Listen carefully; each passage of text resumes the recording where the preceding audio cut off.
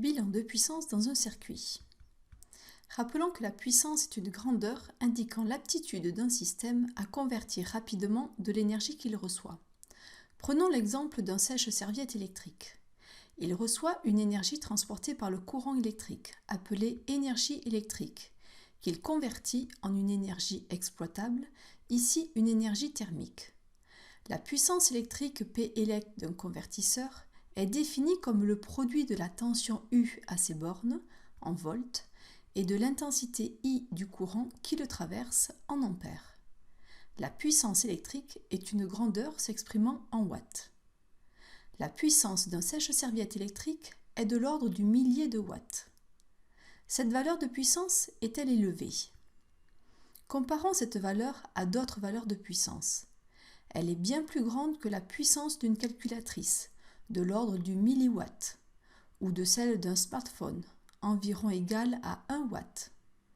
Cette valeur est 100 fois plus élevée que celle d'une lampe LED et 10 fois plus grande que celle d'un ordinateur, mais 1 million de fois plus petite que la puissance électrique en sortie d'une centrale nucléaire.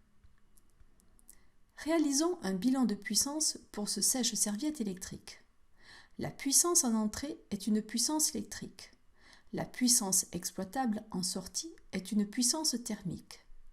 D'après le principe de conservation de l'énergie, pour ce convertisseur, l'énergie électrique reçue est égale à l'énergie utile, ici de l'énergie thermique. Or, l'énergie électrique reçue est égale à la puissance reçue multipliée par la durée de fonctionnement, et l'énergie thermique est égale à la puissance thermique multipliée par cette même durée. En divisant ces deux membres de l'égalité par la durée ΔT, nous obtenons une puissance électrique reçue égale à la puissance thermique. Au cours d'une conversion, l'énergie et la puissance sont des grandeurs qui se conservent. Prenons un autre exemple, celui d'une lampe. Identifions les différentes puissances mises en jeu. La puissance en entrée est une puissance électrique. La puissance exploitable est une puissance lumineuse. Or, certaines lampes chauffent. Au cours de cette conversion, une puissance peut être dégradée, ici sous forme de puissance thermique. D'après le bilan de puissance, la puissance électrique est égale à la somme des puissances lumineuses et thermiques. Donc, la puissance lumineuse ne peut être qu'inférieure ou égale à la puissance électrique. L'efficacité d'une conversion peut être chiffrée à l'aide du rendement de conversion, noté à l'aide de la lettre grecque eta, égale au rapport de la puissance exploitable sur la puissance en entrée, soit ici la puissance lumineuse divisée par la puissance électrique. Les puissances étant exprimées en watts, le rendement est une grandeur sans unité. Sa valeur est inférieure ou égale à 1.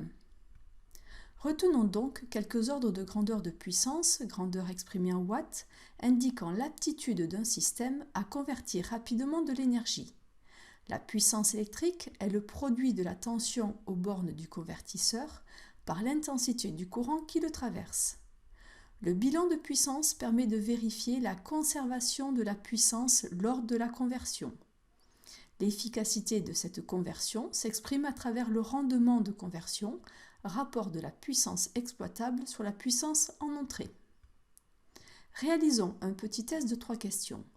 Mettez en pause lorsque le symbole suivant s'affiche pour prendre le temps de répondre. Choisir la ou les bonnes réponses. La puissance électrique d'un smartphone est A. Plus grande que celle d'une lampe, B. Plus petite que celle d'un sèche-serviette, C. Égale environ à 1 joule. La puissance s'exprime en watts et non en joules. La réponse C est incorrecte. Celle d'un smartphone est de l'ordre de 1 watt. Or, celle d'une lampe est d'environ 10 watts et celle d'un sèche-serviette de 1000 watts. La puissance électrique d'un smartphone est plus petite que celle d'un sèche-serviette.